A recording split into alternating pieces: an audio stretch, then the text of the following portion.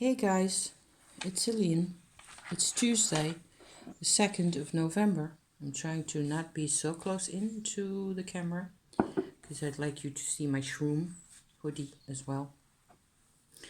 I'm messing with my hair because, hair is always messy, especially when it gets a bit longer. I think I will have to go to the hairdressers at some point to get it fixed, or to have a bit of a crop here because it'll just get thinner down the bottom. Anyway, these are my grey mains,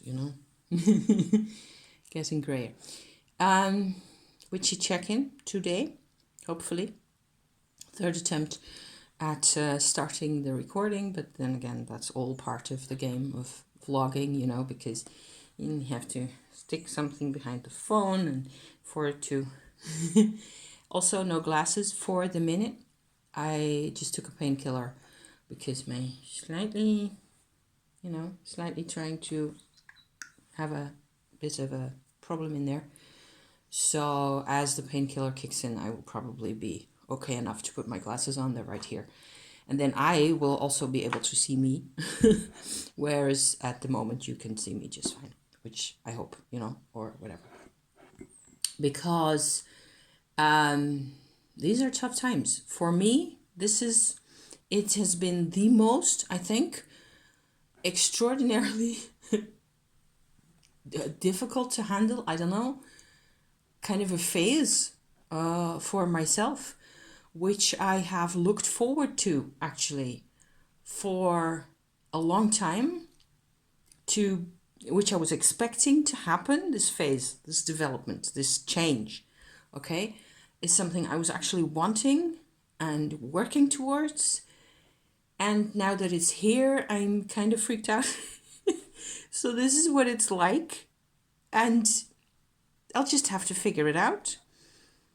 And Tumo has helped enormously, but it's not like it provides the actual way to think about things that much. And yes, you're supposed to anyway surrender to the whole thing and just forget yourself because you don't really exist or something, as a self, but it's not that easy. And of course, there's all sorts of issues that you run into with yourself. And for me, I must say, I think I'm doing rather well. It's also that time of the month, and the different what I tend to call the different vibrations of the different parts of me are just, it's so much and it's so messy. And I have had no clue really 4 days how to be myself, how to do whatever this is supposed to represent here. I have no idea. So at the moment though, I'm what with a spot of journaling, I think I've got a bit more of an idea where it is that I'm going, or at least what it is that I'm doing. So let me try to give you some of that, okay? I'm looking at my bits and things. I've got all sorts of stuff right sitting here in front of me.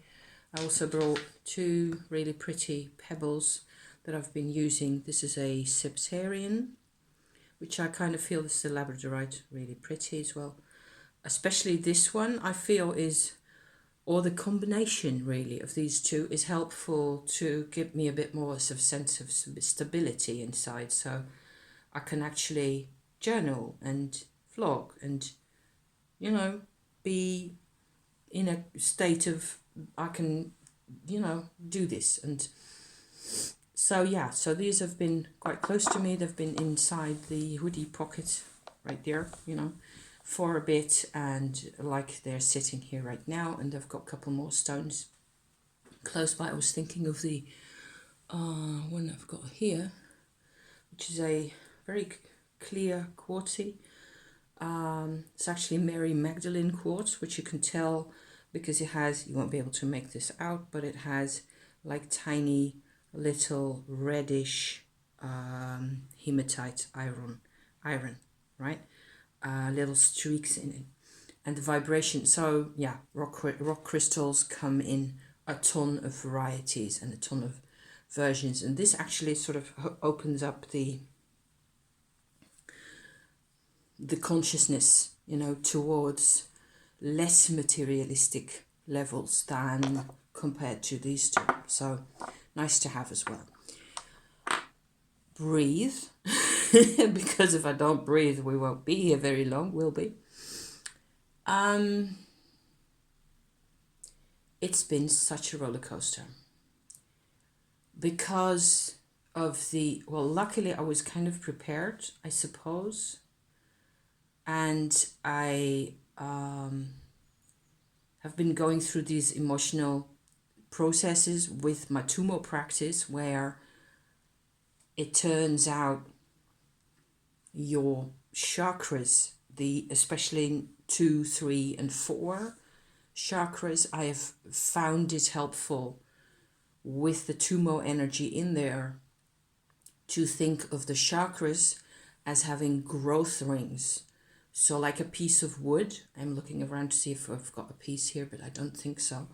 A piece of wood that actually has, darker bits in the middle and then rings going outward like that. And it's a bit like that for those 3 chakras. And there's like a ring in each of these 3 for me, and probably going up just like that, you know, where the ring is old programming. I find that quite interesting myself. You know, there's just like, hang on, I think I've got a piece of wood that would actually work to show this here. I'm just trying to make a video here, except, well, I'm not sure you're going to be able to make this out because it's not polished. This is oak wood, but it does have growth rings. See? Okay. Just as an illustration. So the chakras, in the chakras, there's, to me, that's what it feels like. Okay? Like there's thin bands going around like that, where the center is really full of now energy. So the energy that I'm able to access on whichever level I'm at in the now, that is being supplied by my personal energy field, by my Tumo practice, by all the other things. And then sort of moving from the center outwards, there's a layer that has been hidden for a very long time. It has basically been hidden all my life, okay? And this is the big deal. I did a couple of videos last week. One was really about the process, and the other was about what it felt like afterwards, more or less ish, where I did a lot of hair brushing. But by now we are nearly a week on in time, and it's like it's been much more, it goes way deeper, and it affects everything I do. It affects the process, the change, affects everything I do, every single thought I have, everything except like hoovering, for example, vacuuming, which I did yesterday. Yay me.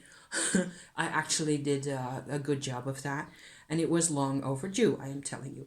So I can still do that, and I do not get any more upset or any less upset, for that matter, with vacuuming, because it's noisy and my ears don't like it, you know, compared to earlier times. So that's still very much the same.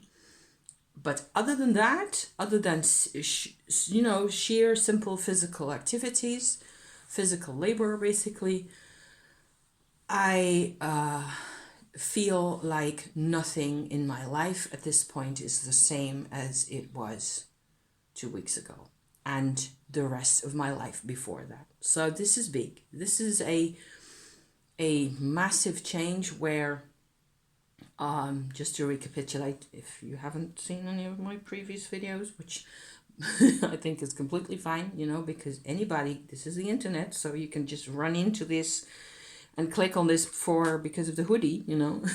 Good luck. Because this is a weird country for everybody to see here. Because of Tumo, so because of my Tibetan energy work practice that I have been doing for nearly 2 years now, I am starting more and more to access parts of me that were hidden.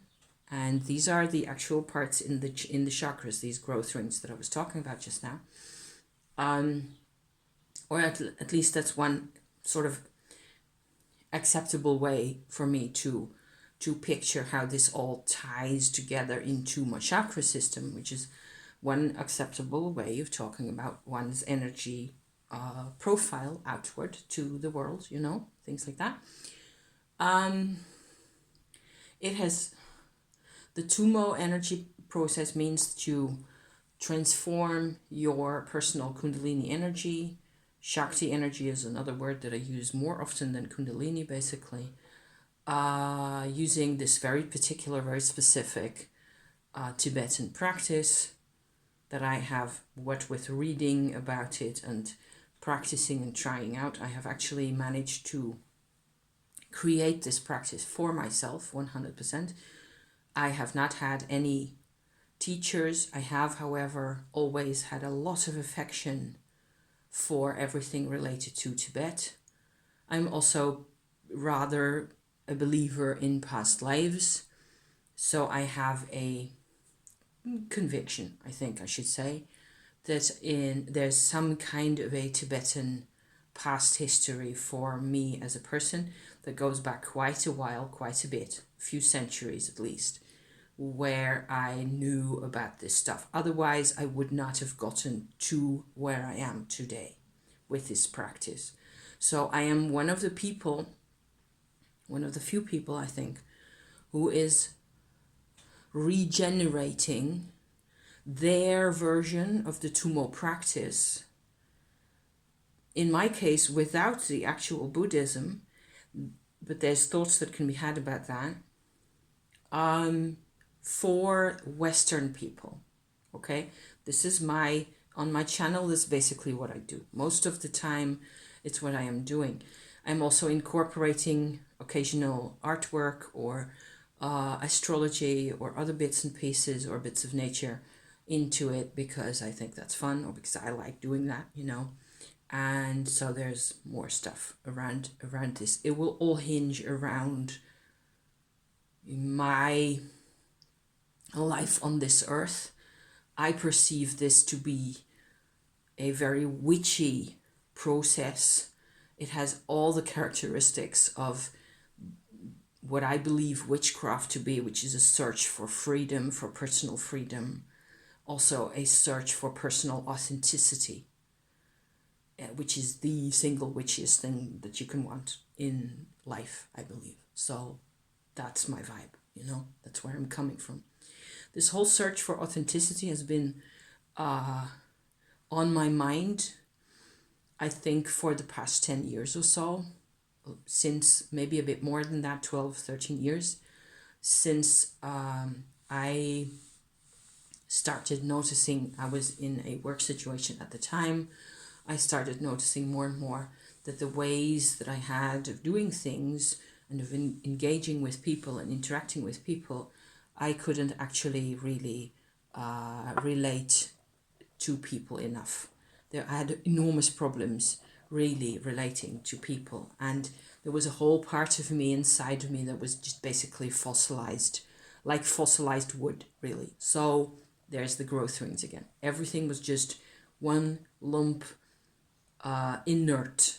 I was not moving. I was not, you know, and there were only occasional moments when I was terrified by other people, which tended to happen when I got completely kicked out of my comfort zone at the time.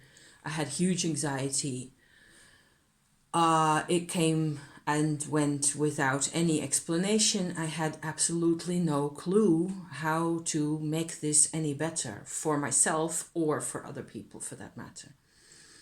So then fast forward to today, I have been going through a couple of really out there weird kind of experiences over the past 6 years, I think it is by now, where I sort of decided, actually since 2012, I decided more and more that I needed to get this fixed. I needed to get this sorted out, this inner sense of being a pair of eyeballs on top of a large lump of fossilized whatever it was, with no, there was too much of life I was really missing. I was missing out on things.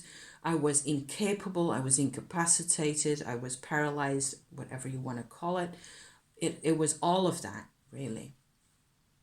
And so this is, I am making my stories here as to how I can change, how I can actually become the person I want to be.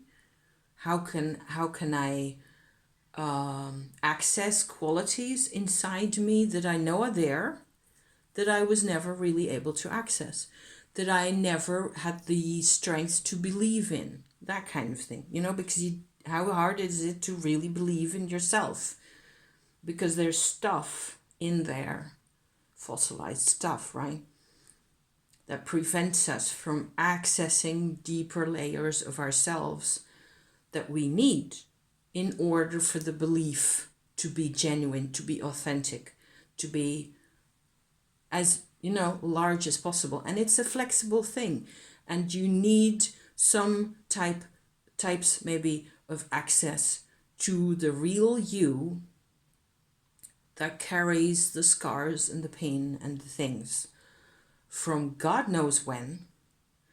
I started off with a soul retrieval experience, which I've talked about on my channel occasionally, where that was actually the first time that I sort of came into contact with a set of qualities that really embodied what I wanted of life.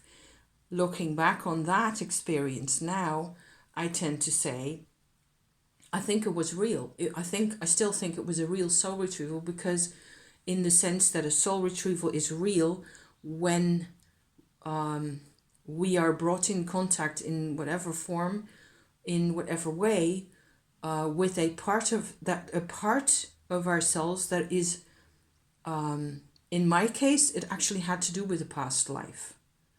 I cannot explain everything that has happened to me, everything, the way things looked in my life, the way I looked on the inside, the level of incapacitation, of paralysis that I've carried around with me for half a century.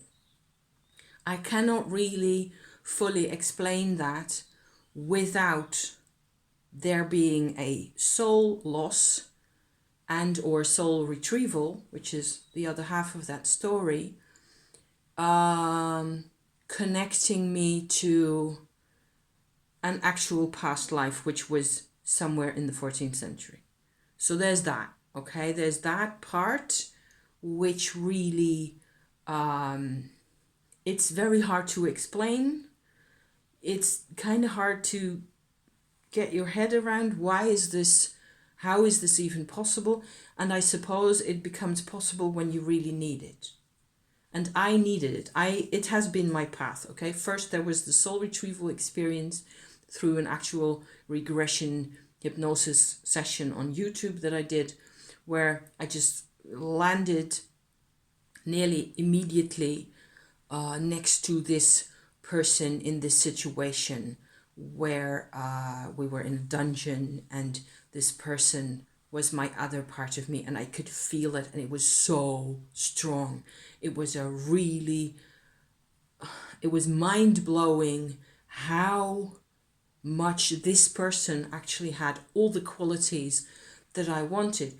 But if I look back now, and I've done this not 100, but a dozen times in between 2012 and today, the qualities that that person in that life actually had clear as they were and as connected as I feel to those qualities, they're still the qualities of a person living in that age. And there's a lot more adaptation to the kind of life that woman had in that age, in her situation, than I need today. Okay? So I had to go away and sneeze. That was the first big transformation. And after the soul retrieval experience, I've been talking about this for quite a while now. I've revisited the soul retrieval experience quite a few times in my witchy check-ins because it just keeps coming up. It has been the first real the moment where I actually came into contact with this type of vibration where I am actually connected to life and to other people. Before that, there was nothing. And so it was a cool way to do this, okay? And I still think that doing a soul retrieval, whether you actually get into medieval times and whatever kinds of experiences you may have had, if this is, you can actually tackle huge identity issues and malfunction issues, to put it that way, where now I believe, this is me talking, okay? I'm just sharing my ideas here about this. You can actually tackle things that are diagnosed nowadays as autism, borderline personality, dissociative disorders, narcissism even. I believe the whole post-traumatic, theater that we can get into in our own skulls, and to the extent that it actually becomes a malfunction, which it was in my case. I think I would have qualified 15 years ago. If I had been diagnosed, that could have happened easily. And I was a high-functioning narcissist, which is not a shame, it's a shame that I couldn't get at my qualities.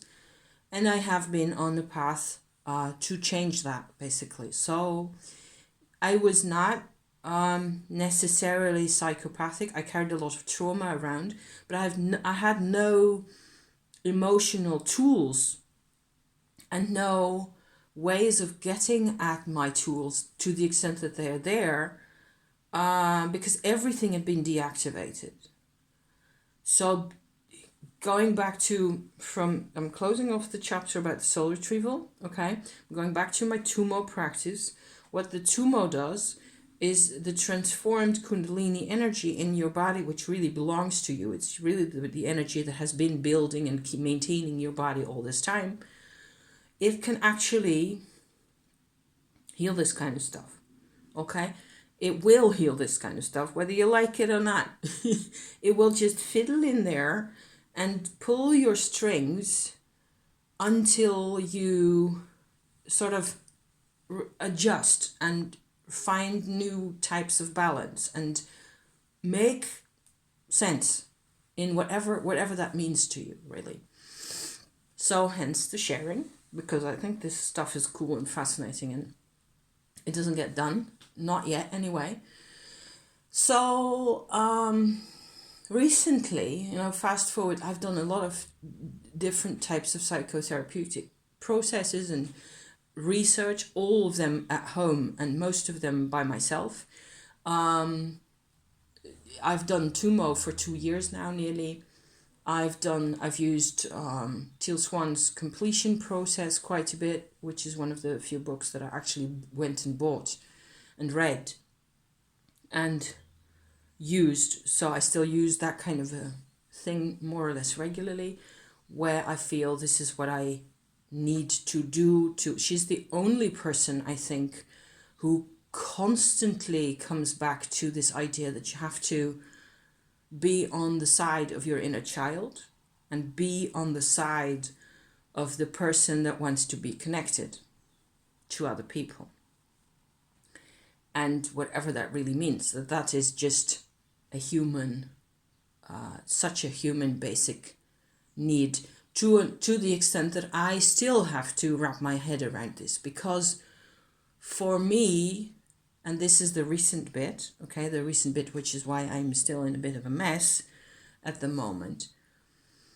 The recent bit is actually nothing else than completion process work, psychotherapeutic, searching for the vibrations with the help of the Tumo energy in my system, which uncovered the exact level of pain I was in when I was an infant. So this is one of the fairly deep later, I think, stages of Tumo anyway, where everything will come out. It will just bring it all out, which is a good thing if you're ready. If you're ready to manage this, and if you're ready to if you can place it. This should not happen to a person without them having an idea of what it is they're coming from. So in my case, I know that both my parents were war trauma survivors. One of them my mom had been in a concentration camp, actually in Indonesia for 4 years with her mother, and separated from her dad.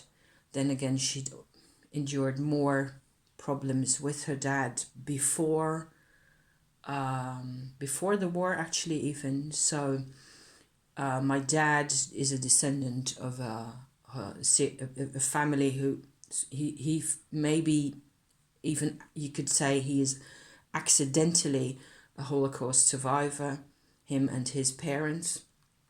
His father's family all died in a lot of them anyway died in Auschwitz. So I have it on both sides. And if I say this out here, I'm not surprised that I suffered, that I was with them.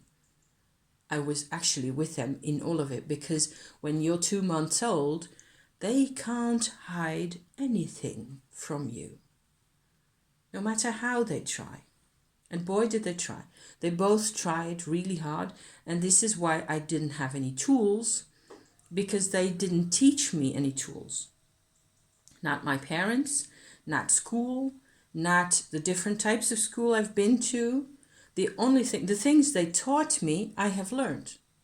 And so what they taught me was that art is important, for example. That if you can be artistic, do drawing and graphic things, painting and stuff with inks and whatever, even writing, that is actually, that can be useful, or that can be pretty, and that can be something that you can share with people. So those things I learned. I learned to value inks and paints and pencils and all that stuff. One of the very only things that really had value in my life the whole time. Inks and paints and pencils, right? In the context we were in, my parents divorced. I moved house about 15 times when I was growing up. So it was a total mess. And if I put this to you like this, with the war trauma and the moving house and I was moving around in Europe, so I had to learn a new language every couple of years. It's small wonder that I was entirely made out of cardboard, which is what I started saying pre-2012. At some point I just started noticing that I really couldn't cope. I really had no coping skills, where people have normally identified with other family members or a place that they're from, that they're connected to, and I had none of that. So I was really a sorry excuse for, it was that I could talk quite well, which is another thing I have learned from my parents, is that especially since my mother, bless her, was a descendant of the silent type of trauma survivors, where nothing ever really gets shared. I have had numerous situations and occasions with her, growing up with her by myself, because I had no siblings either, where it was up to me when I was 12 or 14 to restart a conversation, any conversation, with this woman when she was in a depressed state and being judgmental towards me and, pushing me out, basically. And she was all I had, really. So that was a tough learning experience, I can tell you. And I feel now that as I stand here and talk to you about this and remembering how this used to go, how I used to man up out of absolutely nowhere, out of the fear I had for her, out of the anxiety I felt, out of the complete lack of every living substance in my person, I had to man up and mouth something relatively harmless at her, a couple of times, until there was some kind of a cogwheel turning process starting again between us, so that you could have some type of a mental exchange. I think we loved each other very much, my mum and I. I don't doubt it. I'm saying I think because I just came from the thinking mode that we had. But that was the way we interacted, because she did not share it consciously. And she did not have coping mechanisms or coping techniques either. She had been through the mill. She couldn't do anything any different than she ever did. So I've long ago abandoned the idea that I had to blame her for anything, or my dad for that matter. Because if I blame them, I'm sticking a piece of the responsibility for the whole situation onto them, where nothing happens, because I don't see my dad anymore. He's still alive as far as I know. And my mum passed away 25 years ago.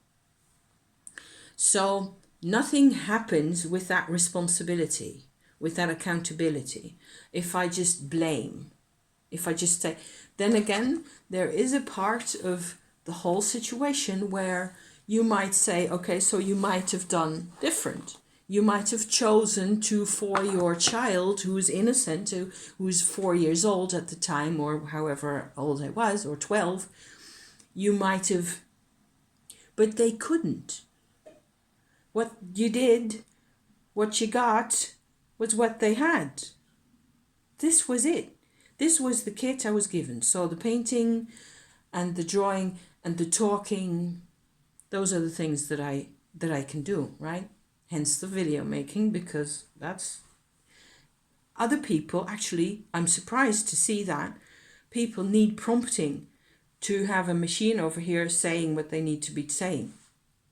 Because to them, the sticking together of the words in the sentences and all that, it doesn't come naturally. To me, it does. I am not prompted ever.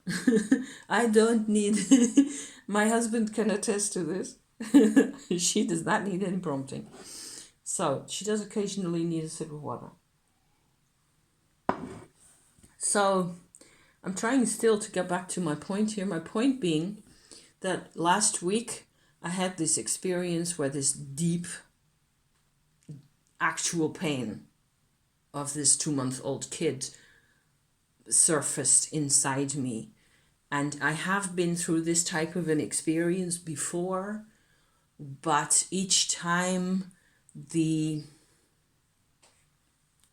area where this pain exists would shut down again after a while. This has happened over the past year, I think, probably even before. So this is also why I'm sharing this, because I think it's really kind of interesting in a horrible way that there are areas inside of us that are just, this is where the pain lives, okay? It is alive. It is there. It's sitting there. And we have become, I noticed what with seeing this pain, I noticed immediately that I was, and I tend to even forget about this because, I'm also here reminding myself of this, of the exact emotion, what it felt like to not be able to cope with this pain at that age, to not be strong enough to figure out a way to cope with it. The way to cope with it was to shut it down completely, to put a concrete layer slab over the top of it and pretend it hadn't happened. It didn't exist. The only way to deal was this. But the area that is under the concrete, that has this experience, it is actually, through whatever mechanism, an experience like that doesn't disappear and it's gone. It is not transitory. It doesn't come out and then disappear again and pass away. Ideally, I suppose it would if you process things, if you go through things, and if things get transformed inside you, then I suppose you might be able to say that, but not for me. For me, the experience, and this wasn't a single occasion, it wasn't like, these were my days. My days were like this. I was suffering what my parents were suffering. They were, especially my mom, who was the closest to me, she was in a constant state of rage and resistance, silent rage, basically. Most of it was completely silent. I suppose there's even physical memories of her being around and the way that felt. She was in tears, she was crying, she was desperate. Some of it had to do with her relationship with my dad, but not all of it. And she had no control over what she felt and how she felt. So I was in direct contact with that, and I shied away from it. I went above the concrete, I slammed the concrete in place, and as I started to become a toddler and a child, actually, I started to go into complete pretend mode. I was supposed to be happy and cheerful because that's what they are reacted to. Everybody was always nice to me, so I made no sense of what they were doing to each other. I was surrounded by idiots, basically, who had no clue what life was about. I am also a Leo myself. So the fact that people were behaving in this way and were being each other's, that there was all this weird vibe between my parents, because there's an astrology chapter tagged onto this whole story, which I will also get into as soon as possible, because what time is it? 40 minutes. See, I don't need any prompting. The fact that I never really understood why it had to be this difficult. I never understood the power struggles, the lack of sovereignty, all that stuff, I suppose in terms of astrology, okay, let me just get to that and then we can sort of round this off nicely, hopefully. One way I've been trying to deal with my uncovering, okay, to just make sense of this whole thing here, the Tumo has completely broken up the concrete slab. It's gone. Okay? It is all open. I do not feel super vulnerable at the moment because there's a lot of Tumo energy that has gone into this area in there. Every part of me that needs the Tumo energy can come and get it, or I will direct it towards that, because I can feel it. I can feel when there's a blockage, when there's something that is scaring me, or when I feel really insecure. I can feel that normally that's actually just resistance somewhere in there, where it's like, what's going on? What's happening? I need to, I have a constant access to this Tumo energy inside me. I can just let it go into whichever area it needs it at the time, and I can feel the difference. And as the Tumo comes into my system, into all these tiny little nooks and crannies and parts that never used to get this type of energy, as this energy is being supplied now, there's an expansion happening and a strengthening happening. And I can feel that. I can actually feel that I can be confident. I can surrender to this process. I can just let it happen.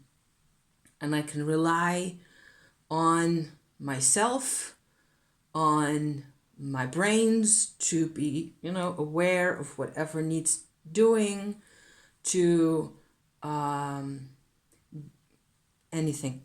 I can have trust and faith that this will sort itself out just fine. Also, of course, it's like I'm comparing it suddenly to people. One story they used to tell us about the concentration camps in Indonesia. My granddad had been in her father, that is my mother's father, had been in a similar camp with their son. So my mom's elder brother, the women were in the one camp and the men in the other. He used to tell a story about, I think it was him, about a camp. Maybe it wasn't their own, I don't know. Those were the types of stories that they were telling always, where the camp had actually been liberated. Everybody was still there and hanging around and waiting for things to be organized and get sorted out, etc. And people, because they'd been there for an age and a half. And one of the things that needed sorting out was food, of course, because they'd been living on tiny amounts of rice and vegetables for all that time. And some people had caught a huge fish out in the ocean, I believe, I assume, close by to where they were on Sumatra, I think it was. And they brought this fish into the camp.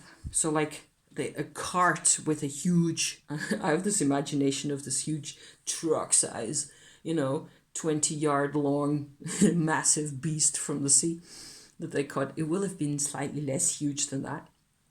This is my imagination running away with me. They cooked the fish because there was like 100 times over enough for everybody, and then served it out, and people stuffed their faces happily, which is one of the things that I will, because I'm all about the food. So this is my kind of story.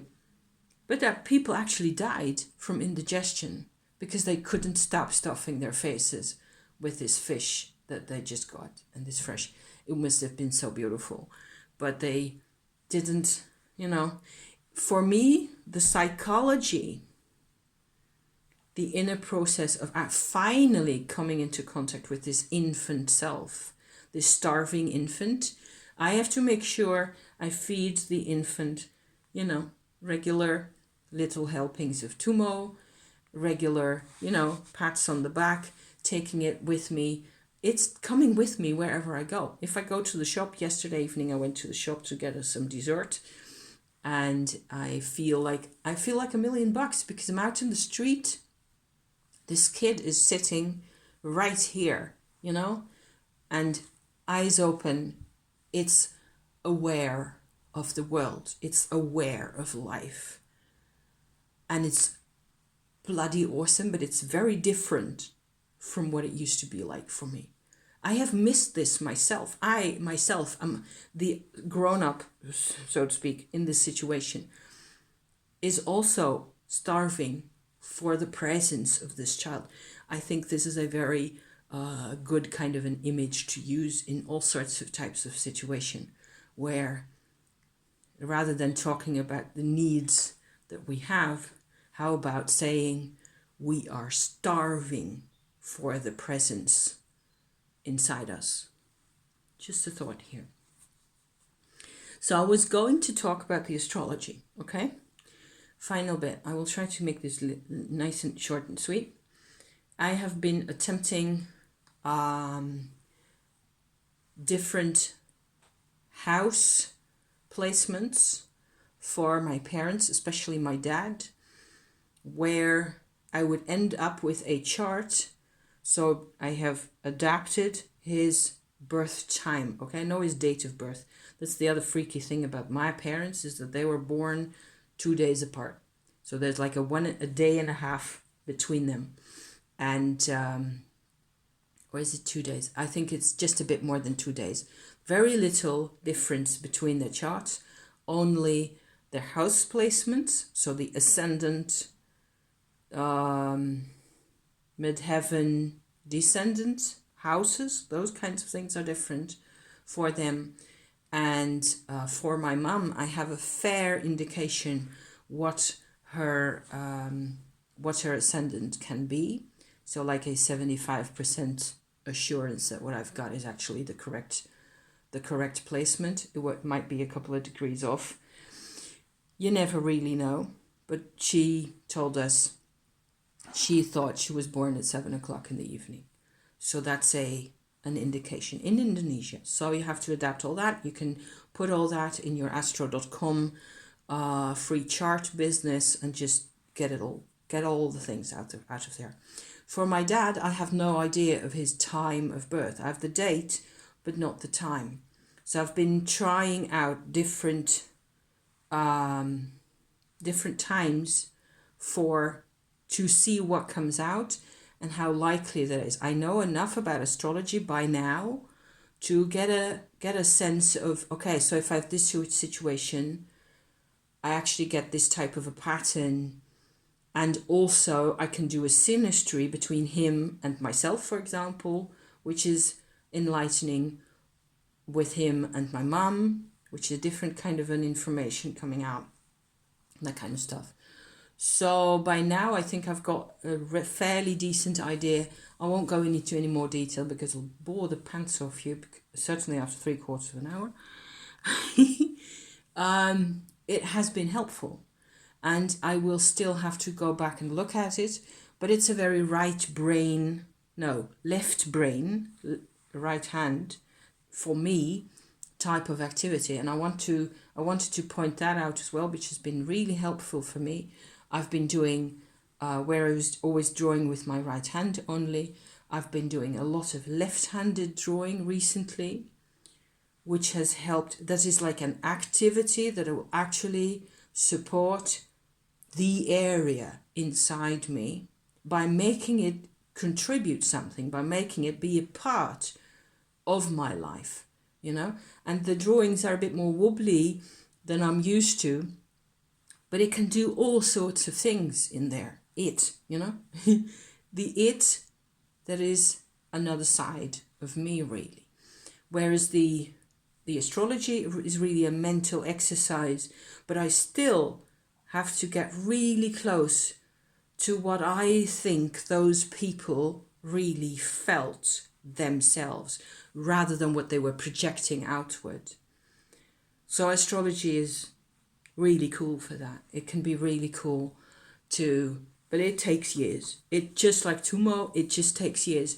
And I am intensely grateful. Astrology I did not learn from my parents at all. I think my mum was interested, but because of those 2 days difference between those two people, neither of them really, what with being badly traumatized, this messes up your interpretation of people. It's like there's no hope at all. The fact that they're badly traumatized just screws with people. It's incredible.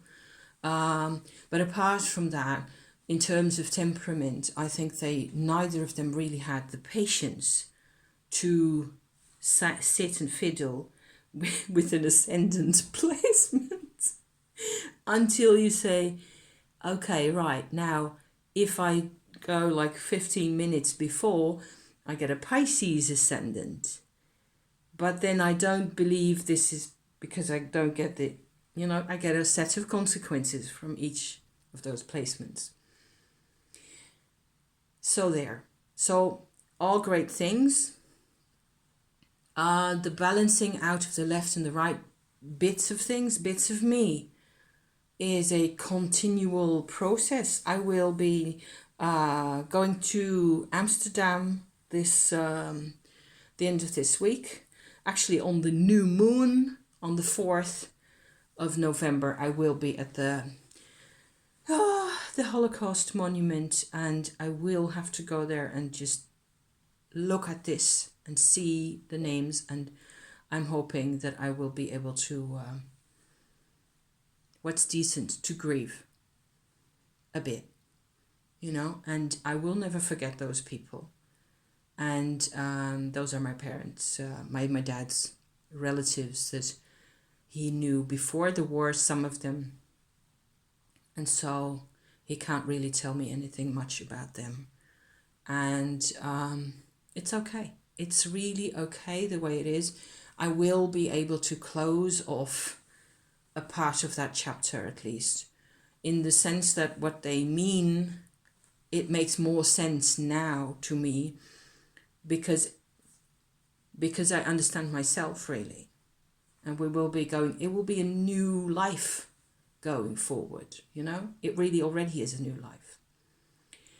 So on that nutshell, bombshell, I think I'm going to leave you for today. Thank you so much. If you lasted all this time, kudos to you. I take my hat off. Thank you again. And I will be back next week, with more along the same lines probably, or I will report what I have seen or experienced, and we will also go shopping in Amsterdam. I already know where I'm going. I've got plenty good stuff. Thank you for being here, my people. Bless you. Bye for now.